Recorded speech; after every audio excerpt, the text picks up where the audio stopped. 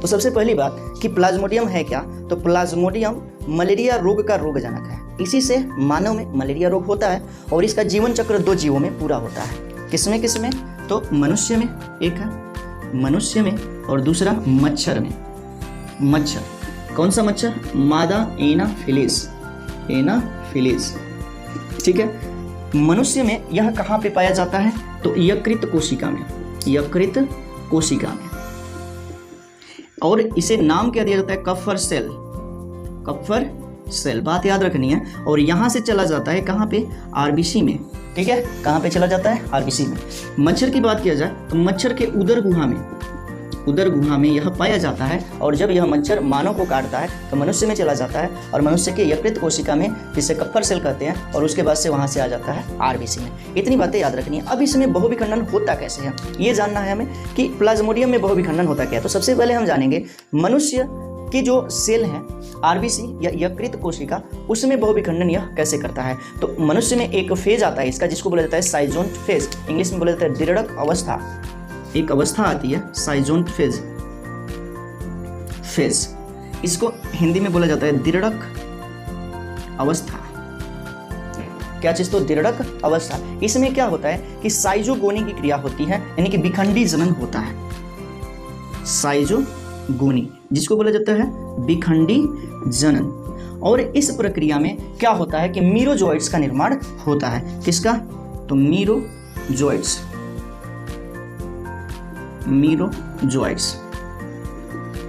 तो इस चीज को समझना है कि मीरोजोइट्स का निर्माण होता है। इसका मतलब ये है कि यहाँ पर आपका है प्लाज्मोडियम, तो जाता है दिरड़क अवस्था में, और दिरड़क अवस्था में जाने के बाद उसमें क्रिया होती है साइजोगोनी का, जिसे बोला जाता है विखंडन जनन, विखंडी जनन का। और इसमें एक प्लाज्मोडियम से बहुत अधिक प्लाज्मोडियम का, यानी कि मीरोजोइट्स का निर्माण हो जाता है। तो इतनी चीज़ें आप लोगों ने समझ लिया कि मनुष्य में बहुविखंडन कैसे होता है। तो मनुष्य में जो प्लाज्मोडियम है यकृत कोशिका में पाया जाता है और वहाँ से आता है आरबीसी में। वहाँ पे एक फेज आती है इसकी, जिसको बोला जाता है दिरड़क अवस्था, जिसमें एक क्रिया आती है जिसे बोला जाता है साइजोगोनी, जिसे कि विखंडी जनन कहते हैं। और इस क्रिया के द्वारा बहुत अधिक मीरोजोइट्स का निर्माण करता है, एक से बहुत अधिक मीरोजोइट्स बनते हैं, यानी कि प्लाज्मोडियम का निर्माण होता है। इतनी चीज़ें आप लोगों ने समझा।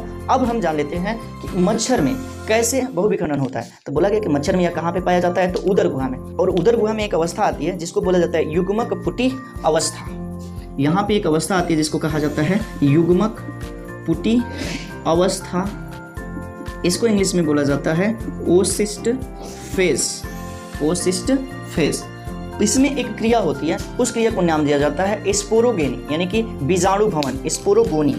एक क्रिया आती है जिसको बोला जाता है स्पोरोगोनी, और हिंदी में बोलते हैं बीजाणु भवन। और इसके बाद क्या होता है कि इस क्रिया के द्वारा बहुत अधिक स्पोरोजोइट्स का निर्माण होता है। इसका तो स्पोरोजोइट्स, स्पोरोजोइट्स, इसका मतलब है